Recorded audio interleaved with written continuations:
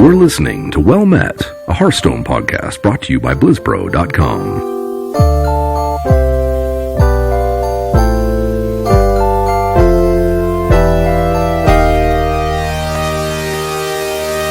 Well met.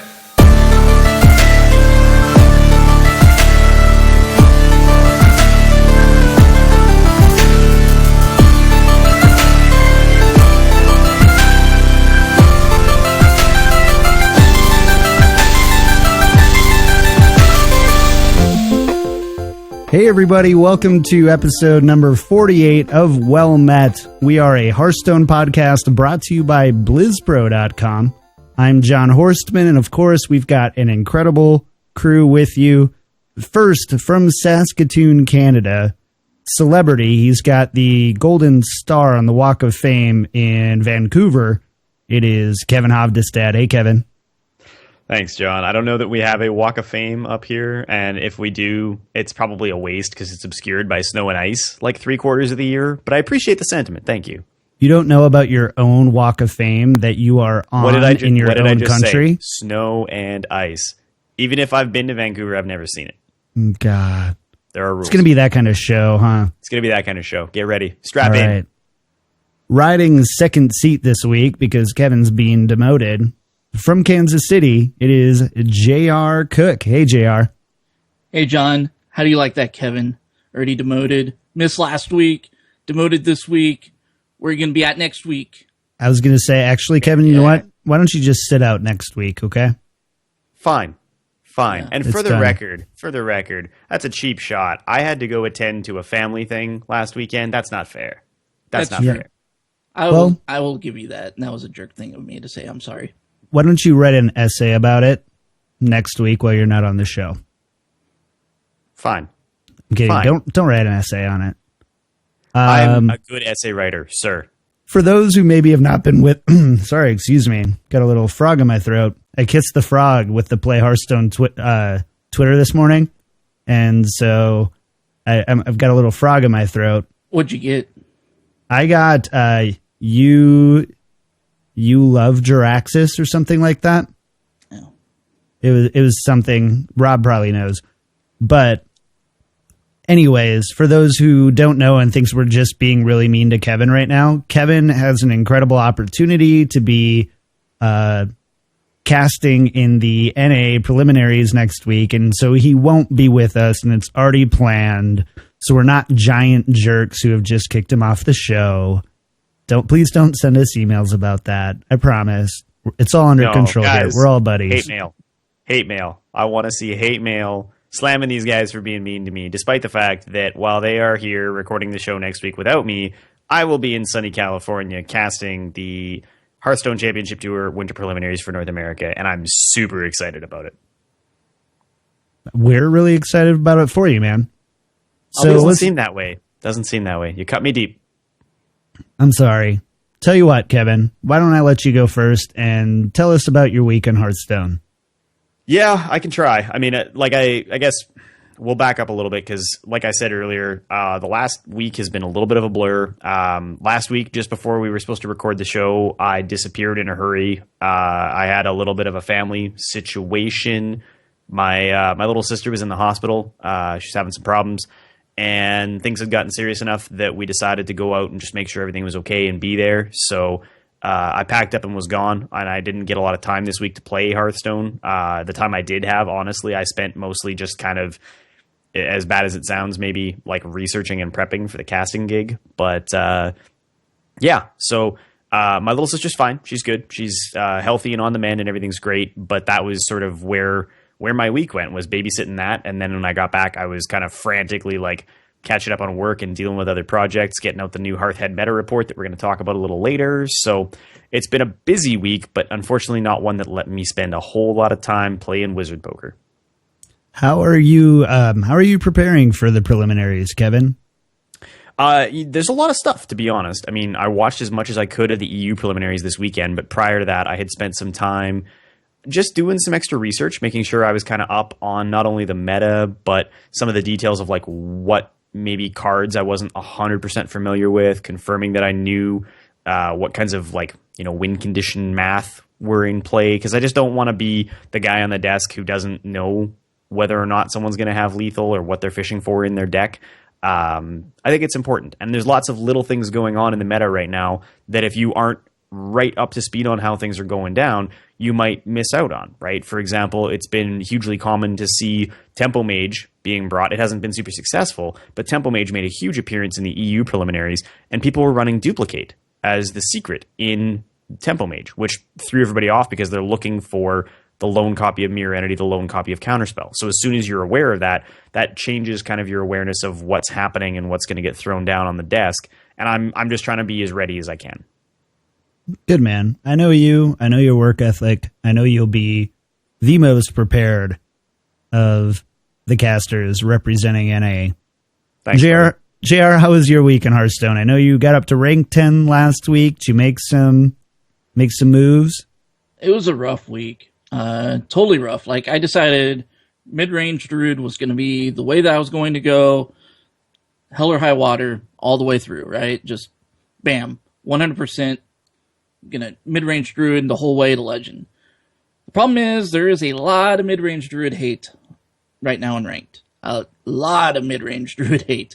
A lot of Tempo Mage, a lot of Freeze Mage. A lot of really bad matchups.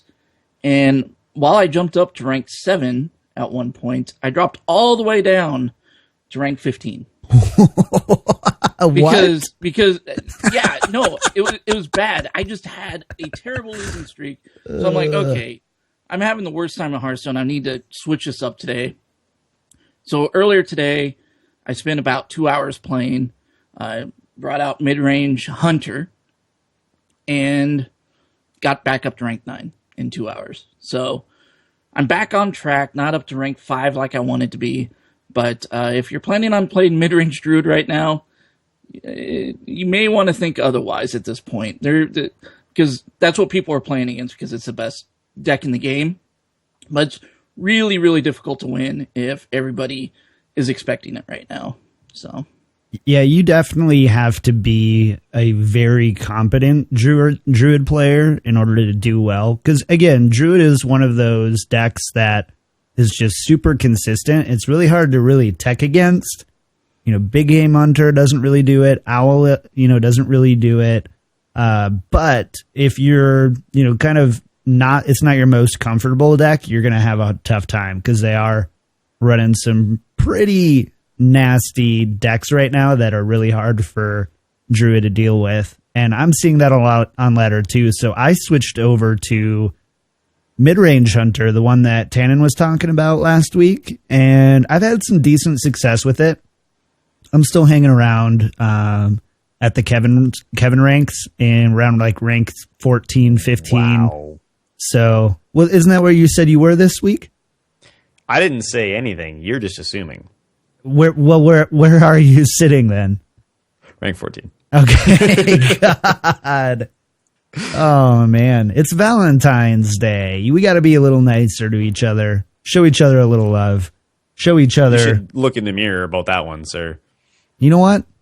Yeah. You know what? I've had enough of this. I'm walking away from this conversation. We're going to talk about the news. This week in Hearthstone, Heroes of Warcraft. Take us away, JR. Yeah, so on the news this week, there was an article that was posted by Shack News over at shacknews.com called Blizzard Aiming for What's Next in Hearthstone in March. And it said, and this was on the front page of Reddit, and it says that a media event slotted for early March appears to herald some changes for Blizzard's card game that may go beyond standard mode. So this is basically an announcement of an announcement. Blizzard has sent an invite out to some media people. I don't know who all else. And we're going to talk about something with Hearthstone. It's a hands-on event. I actually did get an invite to this. So the title is a little misleading in a way, because the invite never said anything about what's next. All it said was basically there's an event, hands-on, you're invited. It's on this day. more details later. And I don't know. That's basically what the whole invite was. So we don't really know what it is. We don't know if it's really going to show what's next. We don't know if they're really going to show anything related to the next expansion, the new formats. That might be out already by the time this event happens. We don't know. So I'm wondering what you guys think, what this event could potentially be. Obligatory tournament mode conversation. We should be so lucky. No, I mean, let's be very clear here. The last couple of times this has happened in varying degrees with different levels of like fanfare or not, this is almost certainly the announcement of the next expansion. The timing makes sense. I don't think they're going to hold it until PAX East. We've never, ever seen Blizzard do any kind of invite-based event and hit up all of the major media, streamers, fan sites, etc. for anything that wasn't big scale, right? This is not going to be like we're going to get everybody together and be like, oh yeah, we're here to talk about standard mode. Like, no, obviously that's not it. There's very little doubt in my mind that if it was just a feature release, you don't plan a media event. You don't get a whole bunch of people together to broadcast that. You don't need a ton of third-party coverage as you roll out a patch. Like, almost certainly, without hesitation, I'm willing to say this is going to be the announcement of the timeline and details of the next expansion to Hearthstone. See, I'm not sure. I feel like that kind of event would be something that was live streamed, and maybe this will be. Who knows? I was going to say we don't know that it won't be. Yeah, we don't know that it won't be, but I really don't think it is. I think it might be in addition to something that was already announced. Being able to maybe show off some of the other features. You know how they did like the Grand Tournament where they showed off like, hey, here's the Grand Tournament, or showing off Inspire, right? And then as like the weeks progressed, we then got to learn about Joust.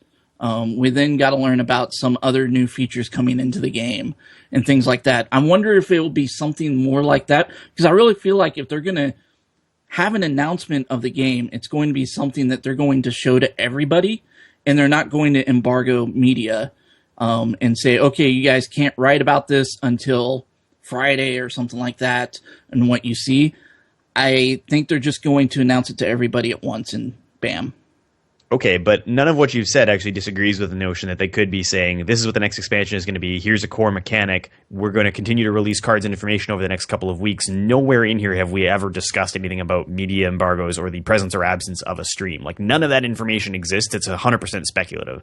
I don't understand why they would go to the trouble of bringing a ton of people on site for anything less than the next major expansion. Like, it just seems insane. Even if it's something like tournament mode, that could just as easily be a couple of pre-released interviews done with like PC Gamer about, the same way that they just did for how Standard was rolled out, right? When we learned about Standard versus Wild and how that was announced, that could have been exactly the same thing. It could have been all hands on deck, invite all the media, but it wasn't. It was, we're going to call in a couple of key people, do a few interviews that are going to be under media embargo. They'll hit the same time as the announcement does. That got run out with no big press announcements, no fancy event. Like, I would be straight shocked if they went to all of that trouble and then they were like, hey, check it out. Here's spectator mode version 2. Like, that's a thing I want. It's a thing I want in the game. Don't get me wrong.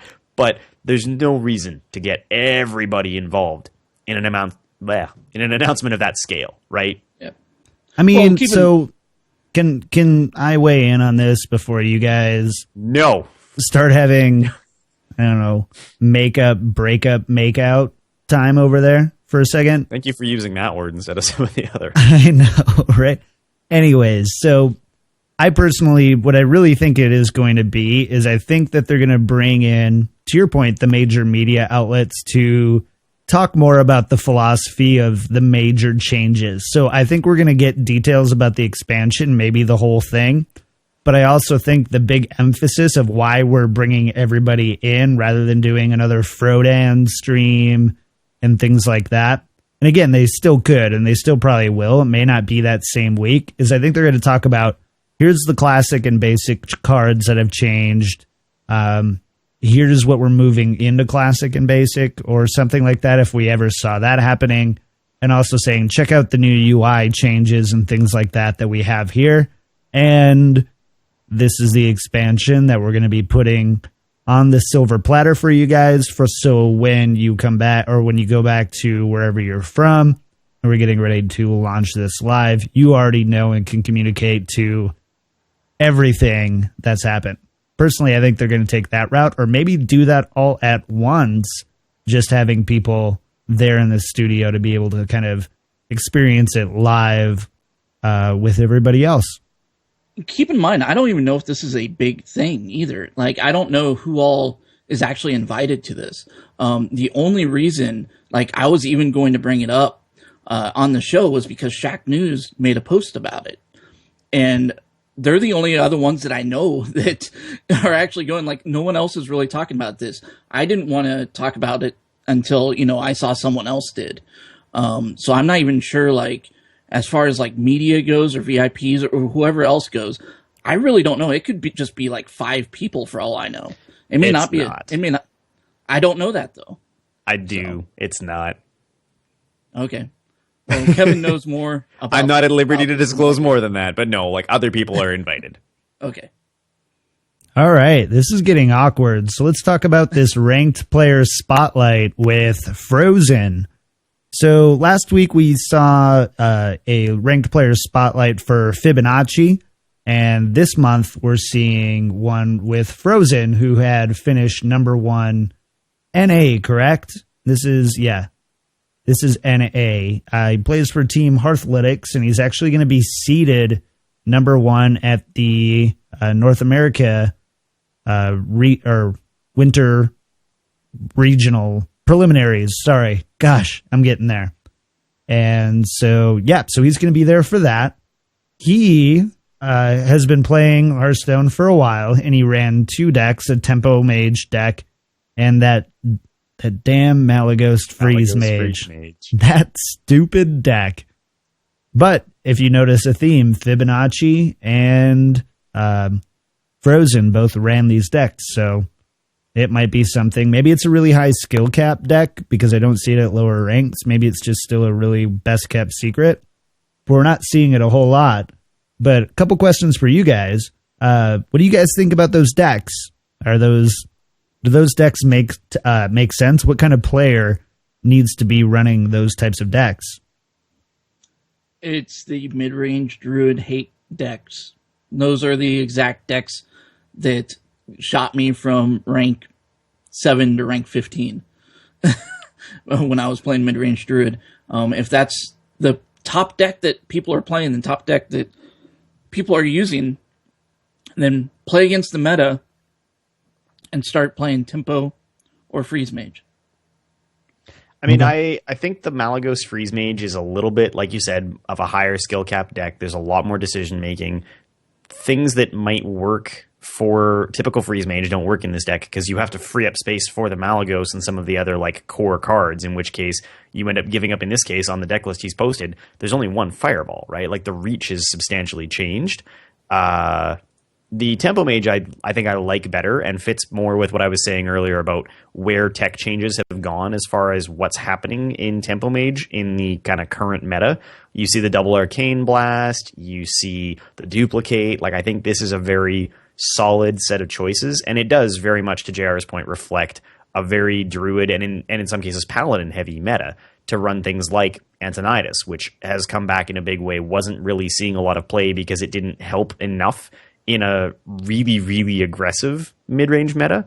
I think these are both smart lists. I think they're both very successful options, but they are very much lists that are only going to be successful over long periods of time. And I think a lot of people forget this when they pick their decks. If you're looking for a quick, streaky run to Legend, Tempo Mage is the wrong choice because you're like 20% of your games, you're just going to lose flat out to terrible mulligans. And those are not the kinds of odds that you want if you're trying to just like quickly cruise up the ladder. When you're in Legend and you're now willing to spend the time and play, 100 or 200 or 1,000 games over the course of the month at the Legend rank to try to stabilize to a good rank, if your win ratio with this deck is great, then sure. But you can't, if you're just going to play your 20 games and call it a day, like, this is not the kind of list that you're going to get to Legend with in the first place, because you're just going to end up being the victim of probability. The thing to think about these decks, too, is one is going to work when the other is not, right? These two decks don't work at the same time. You can't have a 75% win rate with both of those decks simultaneously because they're functional in very different types of, I don't even want to say types of metas, but when you're seeing specific type of techs and decks on the ladder that you need to be beating at that point in time, I think you're going to choose one over the other that does better than that. So sure, they punish totally opposite ends of the bell curve. Like, for simple sake of argument, right? If you were trying to pick what you're going to run against, like Control Priest, for example, because that's a deck that's trying to make a bit of a comeback right now, or Priest in general as a class, you're going to kill every Priest you play against with the Freeze Mage, and you're going to lose to almost every Priest you play against with the Tempo Mage, right? Like, they fulfill totally different goals in terms of the spectrum of what kinds of decks you're trying to beat in the modern meta. Absolutely. Something Frozen also says before they sign off on the article, and I love that they asked this question because I don't think a lot of newer players believe the competitive players of the type of work ethic it takes and the type of things you have to be willing to do to be competitive. And we mean a high legend in Hearthstone. And so they ask, do you have any advice or thoughts you'd like to share with your fans or other aspiring competitive players? He says, the best way to get better at this game is to learn from the best players of specific decks and watch those players' streams, because it's hard to learn the ins and outs of decks by yourself or play with other players watching you, as it's very easy for others to pick up on your misplays. On a scale of completely agree to totally agree, where do you guys find this advice? I mean, yeah, totally agree on this. This is the exact same thing that they asked Fibonacci last month, and almost the exact same answer that he gave. So now you have two of the number one ranked players in consecutive months saying the exact same thing. That if you want to get better at this game, then watch people that are better at it and learn from them. Potentially get coaching from them and things like that. That's what we've been saying on the show as well. And now we have these, top number one guys saying the exact same thing. We said it first. For months, we've said, right, the things to do. And I'm sure that probably because of the nature of the blog, I'm sure that Frozen was told, like, you can't advertise coaching because that would be a big no-no given the context. But yeah, I mean, watching streamers, getting coaching, having a friend watch your plays and call your misplays. I actually played in a little tournament the other day and missed lethal with Patron. Not a big deal. I won the game anyways, but I missed a lethal that I could have gotten. And afterwards, somebody called me on it, and I was like, I was just so deep in it looking for the answers to what was on the board. I'd never even checked. I was way too far in. And that happens to everybody all the time. Like, anybody who says that doesn't happen to them is just lying to you. So take advantage of that second set of eyeballs, whether it's a coach or a friend. I know Orange, too, in preparing for the preliminaries with the SK Gaming guys, he tweeted a pic, I think it was on his Instagram, was literally 4 of some of the most competitive players in the world on the couch watching, I think it was Spo, play games. And they go, we've been doing this for 12 hours straight. Literally just 4. I mean, can you imagine what it'd be like to have 4 of the best players in the world behind you watching all talking about shoulder, the, I'm like, guys, I will not say a thing. If I can just sit in the corner here and take notes, I would be the happiest guy in the world. So have good friends who are good at Hearthstone who will let you sit on their couch and watch them play. That also helps a lot. And it's fun. Like, you may not think about it, but it's actually kind of a lot of fun to sit and, like, just have an iPad up and sit and play with a couple of friends. Like, I've done that with more than a few people over the last couple of years, and it actually is strangely, like, a fun game to play with people. On a really serious note, too, like, I'm in Discord all the time, the Blues Pro Discord. We have our own Well Met channel.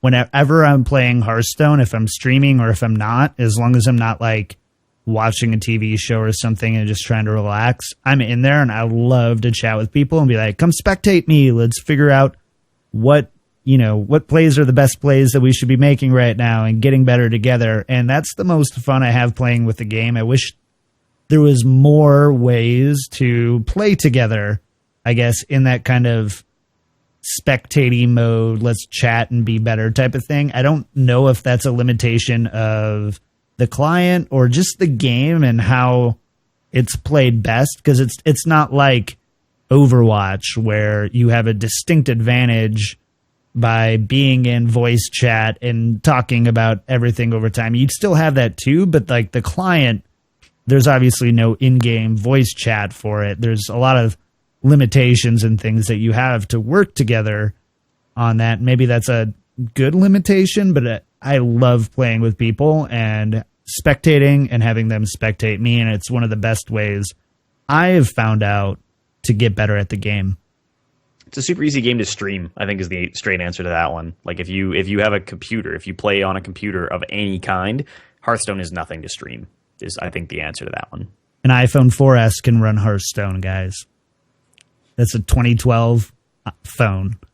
So we can do that. Kevin, shall we talk a little bit about some of the esports news? I think we have to. Okay, hold on. I've got a bumper for that. The Pro Corner. Okay. Boom. There it is. So, for anybody who missed it, just wrapped up earlier today, the European Winter Preliminaries have come to a conclusion. We now know the 8 players advancing to the European Hearthstone Championship Tour Winter Championships coming up in March. Dates and details on that we will have for you pretty much ASAP. Before we get into the particulars of the EU stuff, we did want to take a minute right now to thank the friends of the show. So to Martin Z and Jeremy A, 2 of our best patrons, supporting us over on patreon.com/wellmetpodcast. Thank you so much, guys. It means a ton to us for the show here. And you guys are awesome. Come hang out. Come chill. We owe you guys some coaching. So yeah, did you guys watch the Winter Preliminaries at all this weekend, JR? I actually watched quite a bit of it on another screen. I've been working all weekend, doing some coding, but I've had it up on the second screen to kind of listen to it and vaguely kind of watch it as I was going. And the production on this was extremely good. Like, this was some of the best production of a Hearthstone tournament that I have seen. It was just, they had great casters, just the switching back and forth between the game, everything was so smooth.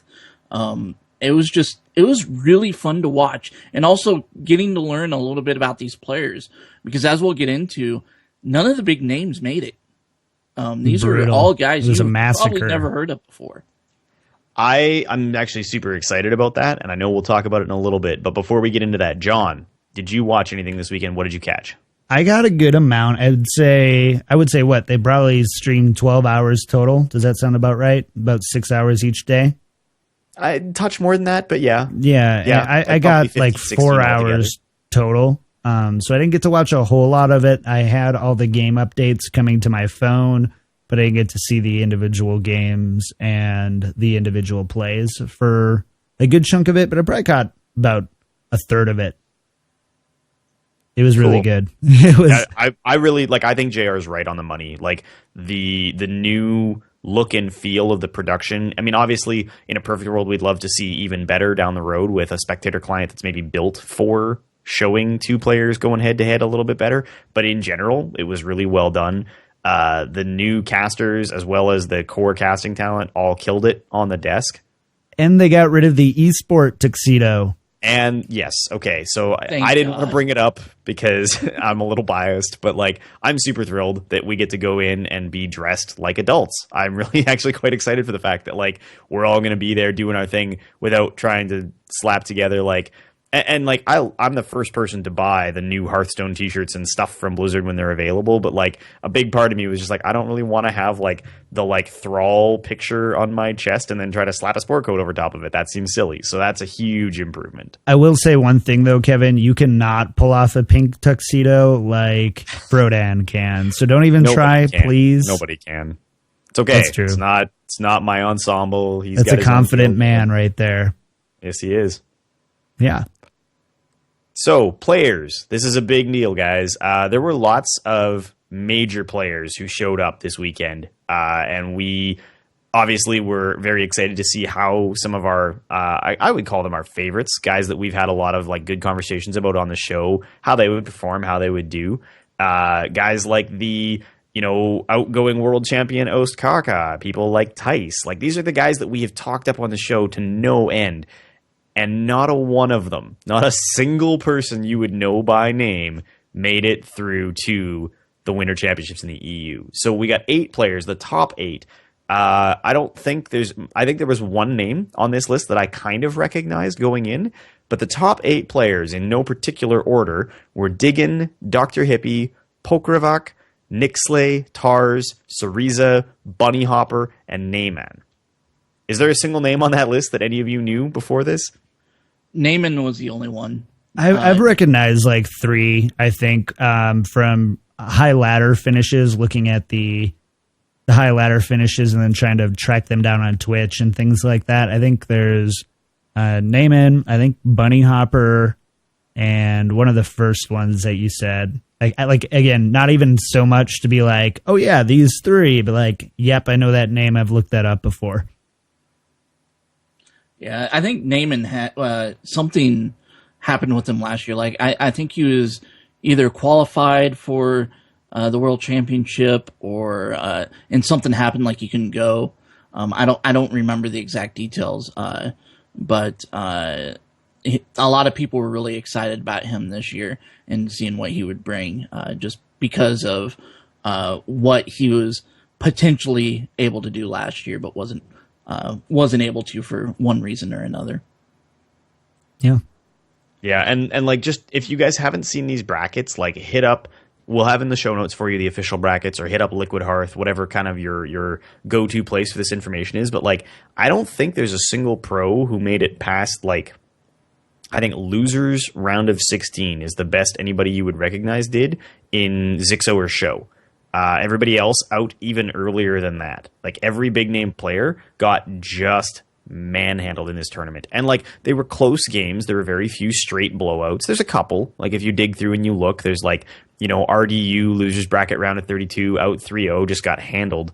But in general, like, they're close games. It was a competitive thing.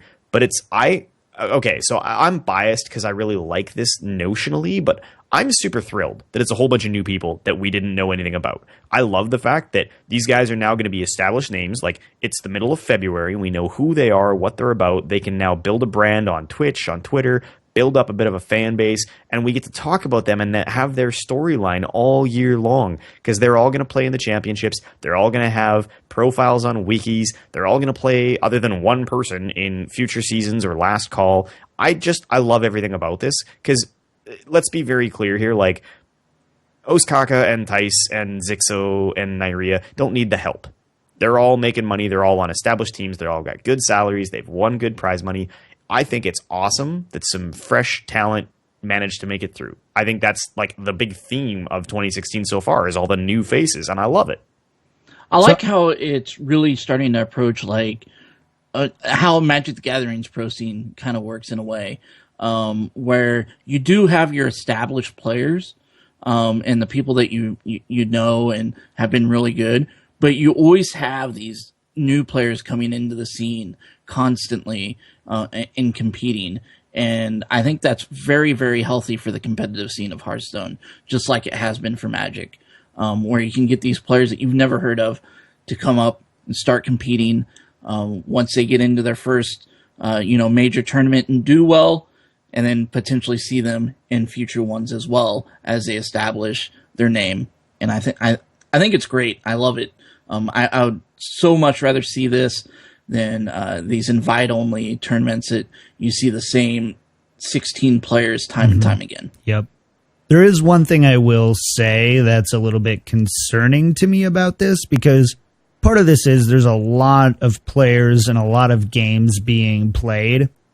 And while some of it was great, I feel like Hearthstone is in a point right now, and why we're seeing these standard changes, where I felt like there weren't enough games and matches where players were outplaying the other person. A lot of it felt like other players were being outdrawn. And I don't like, and this is why standard is going to exist, because I think Blizzard does the same thing. Oh, hold on. Sorry. I've got JR coming through. 1 second.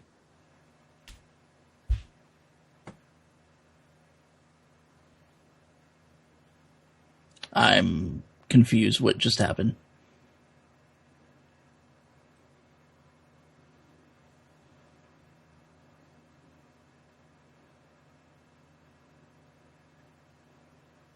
Sorry about that. For those of you who are here for the live show, what happens is I have a thing that records everything live, and I edit everything there. And one of the tracks didn't get muted from a previous podcast, and it just started playing. I usually delete those all, and I missed it. That's why I have to leave you, chat. We learned. That's why I have to leave you. Anyways, I'm going to just start from the beginning there. So one thing that really concerns me a bit about the Hearthstone winter preliminaries for EU is I feel like right now the game of Hearthstone isn't enough about being outplayed and outplaying your opponent.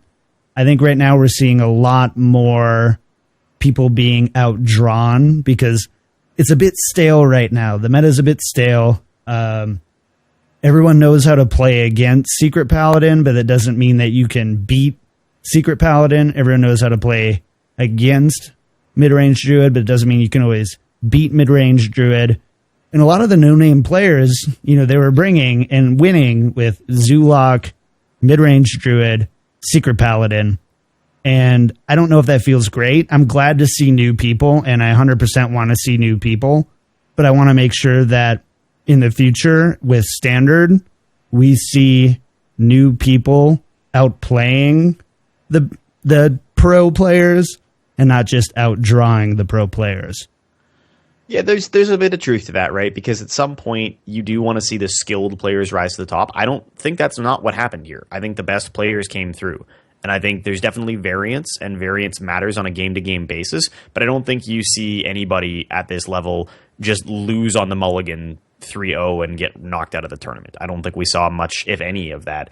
And to your point about like a stale meta, I think it's worth noting, I was looking at some of the deck lists because a few players have published already the deck lists that they ran, like the guys who are advancing to the championships for the EU side. There's probably on average 7 to 8 cards per deck that are being cycled out coming up with Standard. For some decks it's more, and for some decks it's less. There are certainly some archetypes, like certain versions of like Rogue are going to skid through, although with no Tinkers, I don't know how viable it's going to be. But you look at like Secret Paladin, and it's not going to exist anywhere near the way it exists today. And we don't know anything yet about the classic changes, right? So there's probably a lot of stuff that's going to be very different. I think there's the meta shakeup that we're about to experience with Standard, a new set, and classic nerfs will be the single most significant we've ever seen. And don't get me wrong, I'm not saying that, I don't think the best players won. I do think that there were definite games, and I think as much as I hate it, because he already complains way too much on Twitter, but Zixo, he did just get awful mulligans. He didn't get outplayed. He didn't misplay anything. He had 2 matchups that were incredibly favored against his opponent and was like dead by turn 5 or turn 6. Like, those are the things where I go, I really hope Standard makes sure that those types of things stay to the minimum. Because, well, yes, the excitement and RNG and variance that you see in Hearthstone is one of its most attractive qualities. It's always going to be something that needs to be on constant watch and under control. And I think that's what Standard does, right? It allows them to be more proactive. It allows them to have a little bit more of a hands-on feel to how they balance the game and how they continue to make it exciting, but make it so the best players are winning as often as possible while keeping those exciting elements in the game. I mean, you're still going to have games though that you're going to get outdrawn. Not saying no that. no matter what's going to happen, right? The thing about Standard is it allows you to basically keep the meta fresh and keep it changing on a very consistent scale. And like you said, being able to balance more in a bubble, so to speak. But I think in the end, you're still going to see a lot of the same decks played in tournaments when standard hits. You're still going to have, 8 really, really good decks that the pros are going to be playing, and you're going to have a lot of matchups that are going to probably end up coming down to maybe who had the better draw in some cases, but you'll also absolutely have who was the better player. And I feel like this tournament, I feel like it was the same thing with this tournament, though. I think the only thing that about this tournament was these are a lot of the same decks that we keep seeing over and over and over again. We've seen over and over again for a very long time. And we knew that going in, right? I thought you were going to jump in there and do the big plug for Swiss and how much Swiss would help alleviate that, because the period of time over which that variance is spread would be larger. But we digress. So before we get off of esports and move on to the meta, the one other thing we did want to touch, because it was kind of a sensitive subject in the community over the last week, kind of leading up to this event and as things were ongoing, was the qualification issues for certain players related to the details on their Battle.net account. There were some players whose ability to participate was affected by whether or not their identification and their details as a person matched what they had set up on their Battle.net account. Now, I've heard all sorts of stuff about, as a person who has, security concerns, I don't use my real name on my online accounts, or, my mom has it on her account because I'm paying with her credit card or whatever. Guys, put your real name on your Battle.net account. Like, go now, pause the podcast, go to Battle.net, make sure that your details are your own, because it's super important for whether you can recover your account personally, managing your own information. There's very little risk associated with putting your name and address on that, because anybody who wants that can go get it anywhere online already. Go manage your details. That's all I'm going to say. Make sure your address is up to date too. Yes. Because I actually had an issue where when they sent those statues for no reason, wasn't no prior knowledge that they were even going to send them or anything, I still had my old address from a year ago on my Battle.net account, so mine got shipped out there, and it was a little bit of a pain in the butt to get it changed and shipped to the correct place. So definitely make sure you keep that up to date. It is pretty important. I still haven't used my real name for this podcast, for Battle.net or Twitter, so you guys don't even know who I am. That explains a lot. But no, I mean, honestly, I don't even understand. As a complaint, as something to get upset about, the first thing I will change when I move after my driver's license is my Battle.net account, because it's super important to me to have that stuff up to date. So, and there's talk that there were some inconsistencies in how those rules were applied. We're hoping that'll all be clarified and handled better for the Americas preliminaries and onwards. I'm not stressed about that at all, but go update your stuff, guys. Go make sure your account details are up to date. Yes, do that while we talk about the meta. Beat 'em or join 'em. Oh, no. So we've got a new meta report this week, not from Liquid Hearth, not from Tempo Storm. Well, we do, but it's a few days, or it's already 6 days old. They posted it after our show for once, which that wasn't what I was getting at, guys. I like them 2 hours ahead of the show. I would just prefer them 8 hours ahead of the show. So Raynad, I know you're an avid listener. Just please, bump that up. 12 o'clock on Sunday would be perfect. Thanks so much. But our very own Kevin Hovdestad has posted he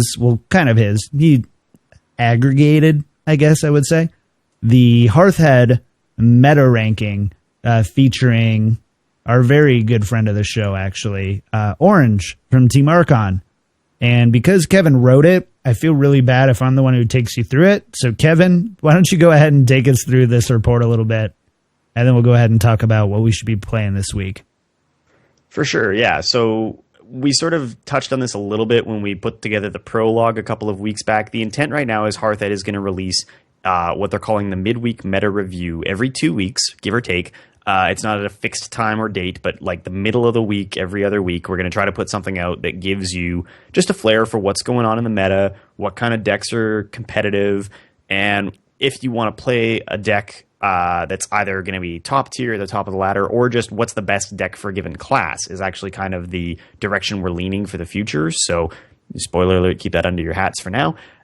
there's some very cool stuff going on. And this week we did have the privilege of having Orange and a handful of other pro players who didn't want to be credited weigh in with their information as to not only what the top picks were in the meta, but also what might be viable in terms of trying to sneak down the middle and beat them instead of joining them.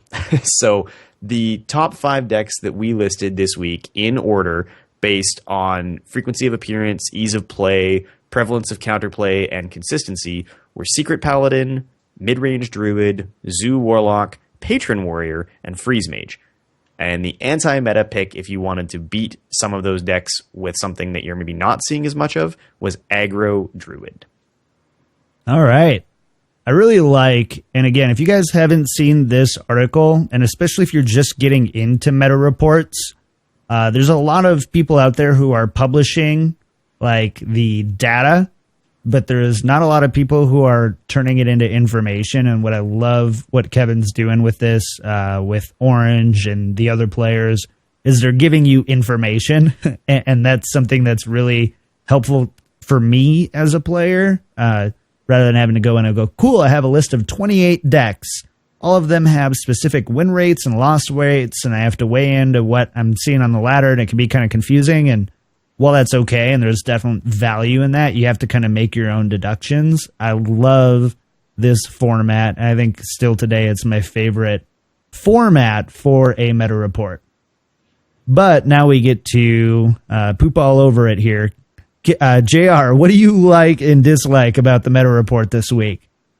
Well, I just want to say, first of all, I'm not going to sit here and say I dislike the meta report. I was just setting you up. Yeah, I know you were, but because I very much like what Kevin does, what Kevin and the Hearthhead people and all of them do with this, because it is very good information.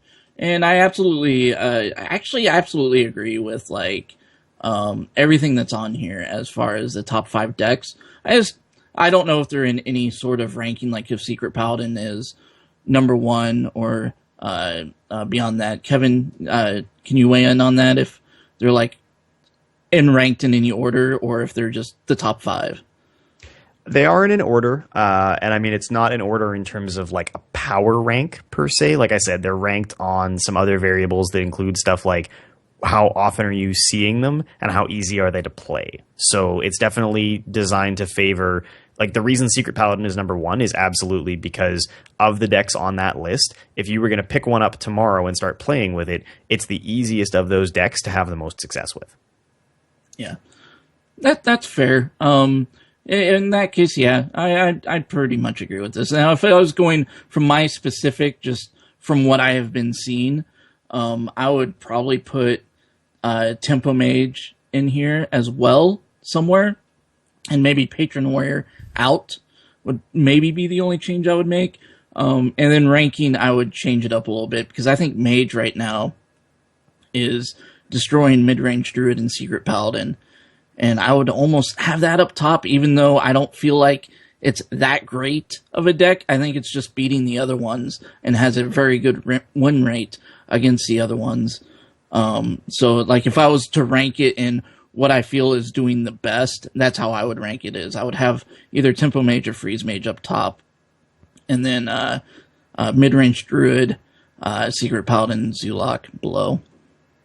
But that's just me. I think those are both pretty legitimate. I think something, too, that I think we're going to see, especially after watching some of the EU preliminaries, is maybe we are going to see Aggro Paladin come back, because Aggro Paladin is doing very good against a few of these decks, and is also, it did great work this weekend. And so I wonder if we'll see Aggro Paladin start making its showing in meta reports over the next couple of weeks.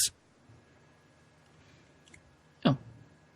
Yep. Could be. Hard to say. I mean, I actually, when you started saying like things that might sneak in, I thought you were maybe looking at Warrior, just with how successful people have been with the different flavors of Warrior that are available.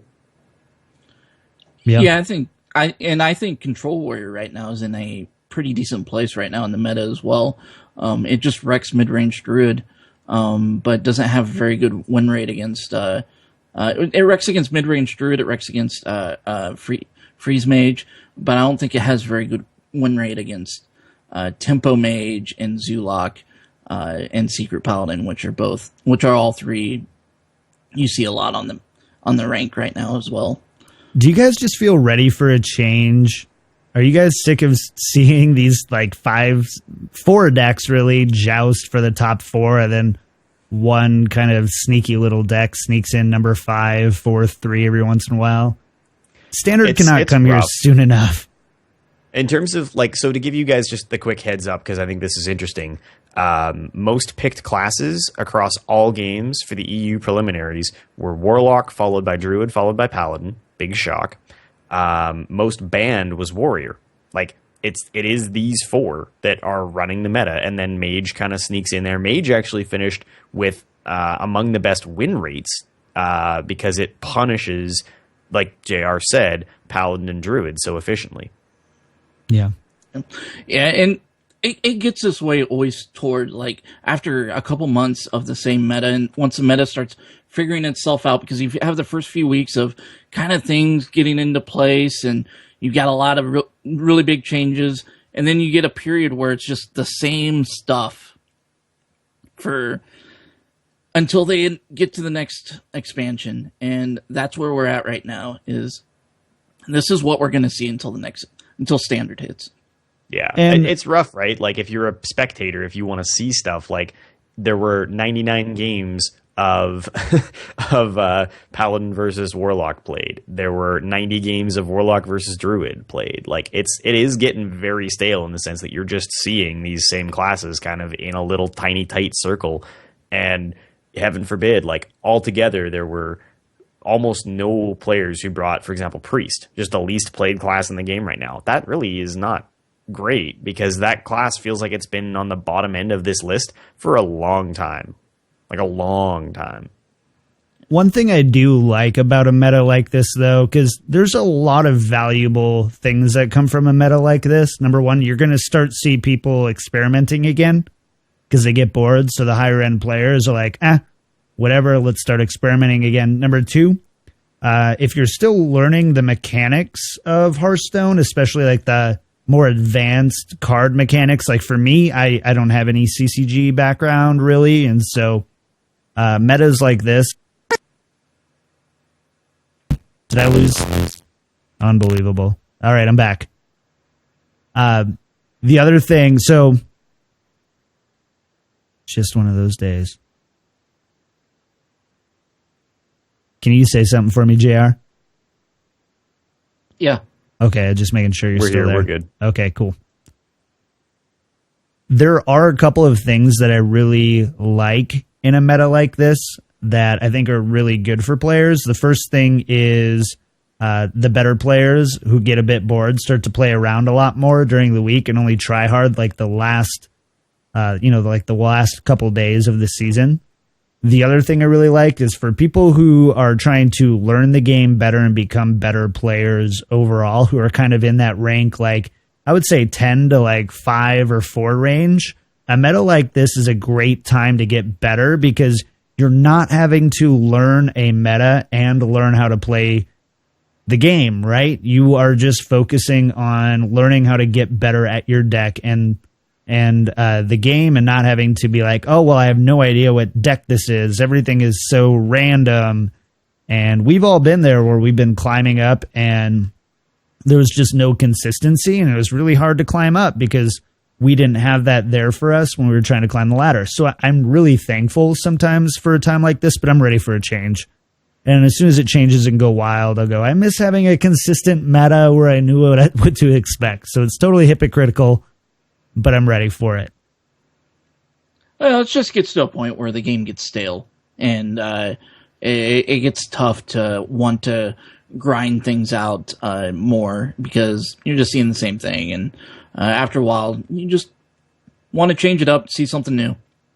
Well, and we've talked about this before, but I mean, even Ben Brode in all of his discussions with, interviews and videos surrounding Standard has said part of the reason they didn't do things like Nerf Dr. Boom was because there's always a best card, there's always a best deck, right? That's why new cards and refreshes and changes are so important, because that's how we're going to see things that are different. At some point, It's just a known quantity. We know what the best cards and the best decks are.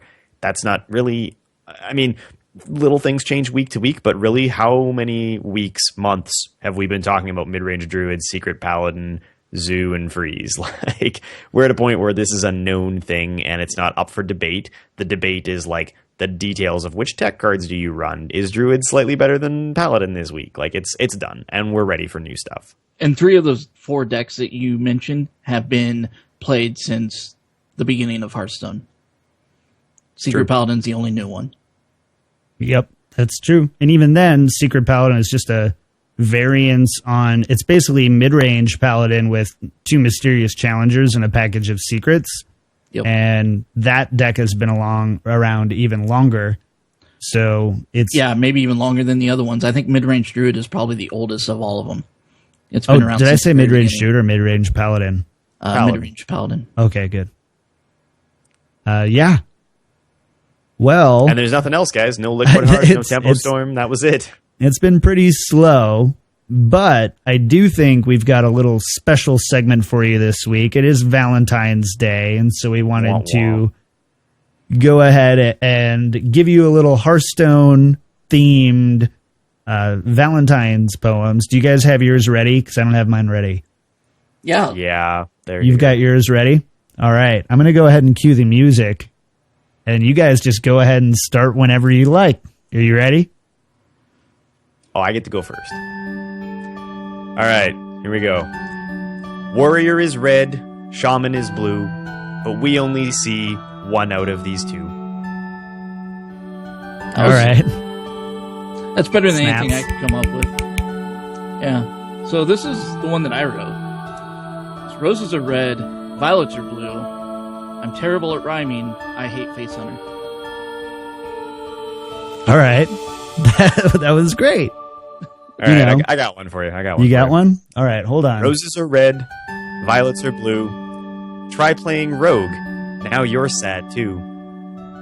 Very nice. I like that one because I am usually sad when I'm playing Rogue. So this John, is the other that's one that I wrote. I don't. I honestly don't. I spend so much time trying to make sure that the tech worked.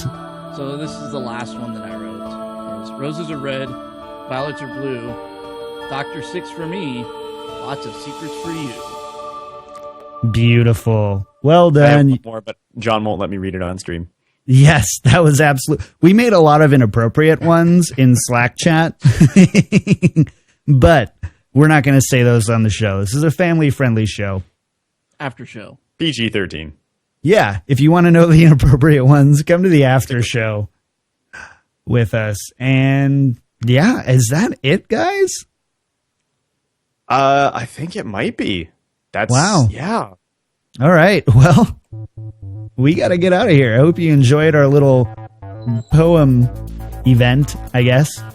That was kind of fun. Anyways, thank you guys so much for hanging out with us in chat and everywhere else. We also, just for heads up, for our Patreon patrons, if you are a patron at any level, you get access to our Facebook group. Send us a message, send us an email, send us something so we can get you added to the group. We're having a lot of fun chatting and hanging out. We started writing poems in chat in one of our threads on Facebook. It's a lot of fun. So if you want to be a part of that, being a patron at any level gets you in. Yeah, that's the only thing I had to say there. Let's do some... Well, we don't have emails. We don't have Patreon stuff. iTunes reviews. JR, you want to take us away with some iTunes reviews? Yeah, so we had a couple iTunes reviews this week. One coming from the land of Kevin in Canada. From, I want to say that's Capulet. It's spelled K4 Pulet. And then the other one we had... I don't think you know how spelling works. K4 Pulet. Pulet. Yeah, that's a letter, right? It's Yep. a Canadian letter. Yeah, right? It's the one with the little squigglies over the U. Right. The accent aigu. I know what I'm doing. What? So the other one that we had was Clear Down the Land of Down Under in Australia from Bubsodian, which is an awesome name now that I say it, because Bubsodian's a pretty cool name to say. Can you do that in an Australian accent? Blubsodian, mate. I don't think you know what accents are either. It's the words you just add mate. No, yeah, exactly. John knows what's going on here. Is when you want to speak Australian, you just add mate at the end, and you're good. You have the accent down. He is so defensive over that. He's willing to take my side on that. That's how well we're doing on the show this week. Let's go ahead and close this out then, Kevin. Yeah, guys, I can't stress enough, because it's going to be a crazy week, how much it would mean to me if you guys would tune in to the Hearthstone Championship Tour Winter Preliminaries for North America this weekend, February 20th and 21st. It should be on twitch.tv/playhearthstone, the main Hearthstone channel on Twitch. Will be live daytime hours, not crazy early, because we're not dealing with the crazy EU time difference. Me, Cora from over at Coin Concede, and Raven are all going to be there, along with the people you know and love, Frodan, Kibler, Rob Wing. We're super excited. It's going to be a lot of fun, and it would just mean the world to me for people to tune in, watch. Any feedback would be golden.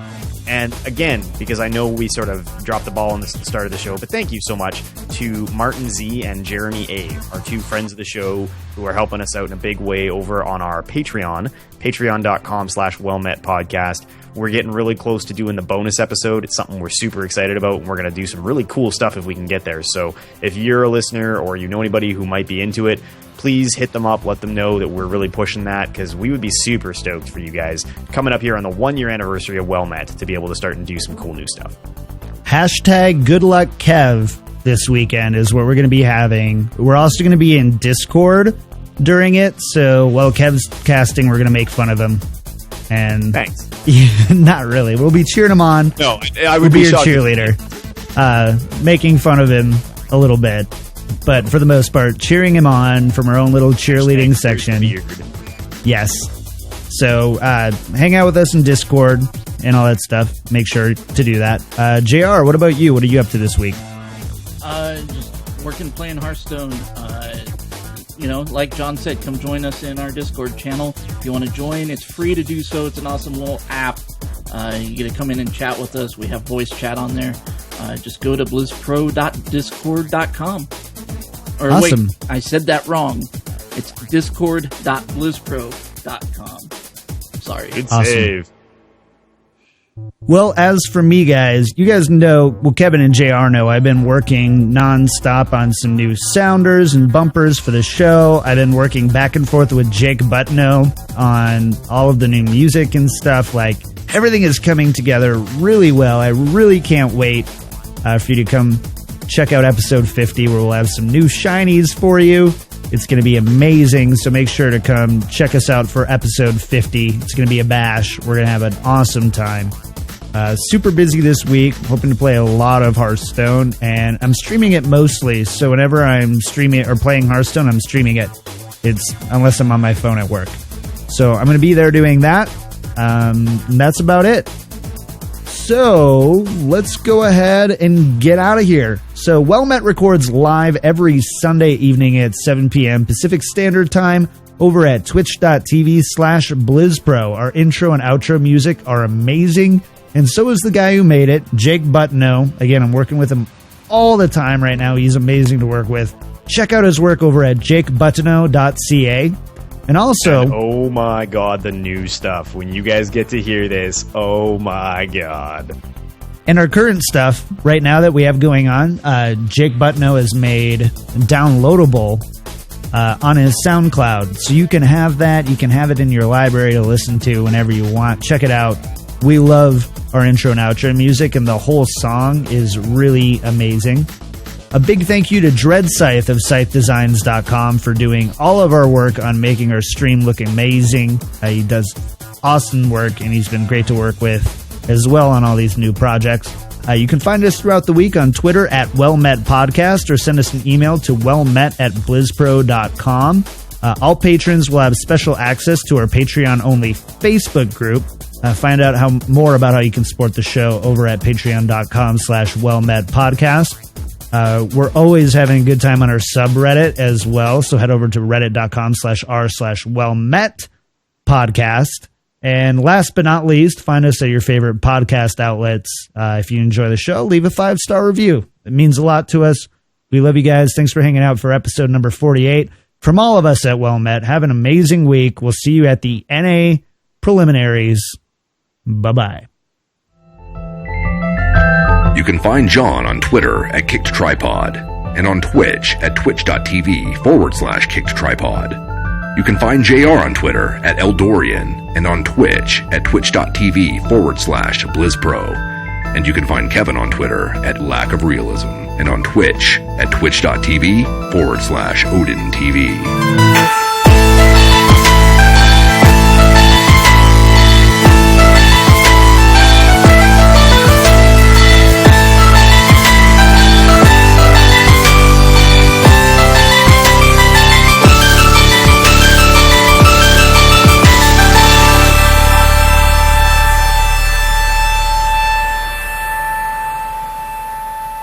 BlizzPro.com.